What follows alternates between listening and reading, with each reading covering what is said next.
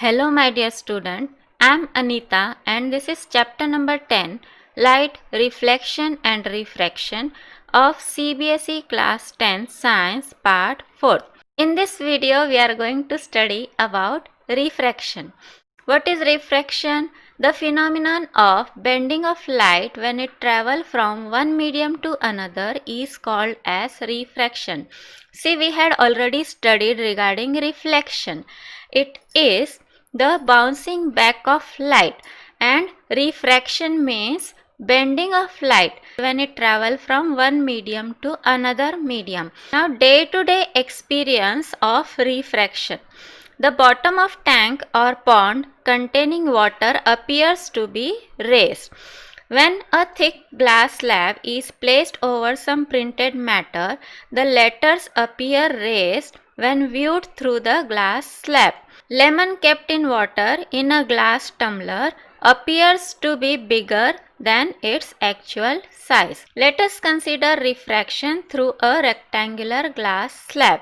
For this, let us perform one activity. Take a rectangular glass slab on a white paper. Draw the outline ABCD of the glass slab. Fix two awl pins E and F in such a way that the line joining E and F are inclined with the surface AB. Then from this side, that means from another edge, we are going to see the image of pins E and F. So exactly in front of those image, we are going to place pins G and H. That means the G, H and images of E and F all will lie in a straight line. Then remove the glass slab and awl pins.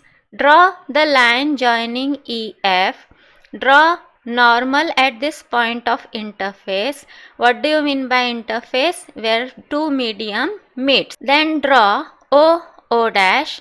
Draw again a normal at this interface M dash. Join line GH and make a dotted line of E and F further. So this EF will be the incident ray, N dash will be the normal, O dash will be the refracted ray, O dash H will be the emergent ray. If we see the two lines of EF and GH, we will find these both are always parallel to each other. Now here is the angle I, which is the angle between incident ray and normal. Angle R, which is the angle between normal and refracted ray. Angle E, which is the angle between normal and this emergent ray. When a ray of light passes through the rectangular glass slab, it bends twice at the air glass interface and at the glass air interface. The emergent ray is parallel to the incident ray and is displaced through a distance. Let us see laws of refraction of light. The incident ray, the refracted ray and the normal to the interface of two transparent media at a point of incidence all lie in the same plane. The second law states that the ratio of the sine of angle of incidence to the sine of angle of refraction is a constant for the light of a given color and for the given pair of media. This law is also known as Snell's law of refraction. It is given as sin I upon sin r is equal to constant. This constant is also called as refractive index. Now there are three cases how the ray of light will be passing when it is moving from one medium to another. So case first, when light ray enter from rarer medium to denser medium, that is from air to glass, it bend towards the normal. So This is the rarer medium, that means air. This is the denser medium, that means glass. When the light is entering from rarer to denser, it will bend towards the normal. That means angle I will be more than angle R. Next case is when light ray enter from denser medium to rarer medium, that is from glass to air, it bends away from the normal. So if the light ray is moving from this side, that means from denser medium to rarer medium, then this will be angle I and this will be angle R. So angle I will be less than angle R. Ray is bending away from the normal. Now third case, when a light ray enter obliquely from the normal, that means angle I equal to angle R equal to 0, then it do not suffer any bending. Our next topic is the refractive index. Again the same diagram we had taken. This is the incident ray and this is the refracted ray.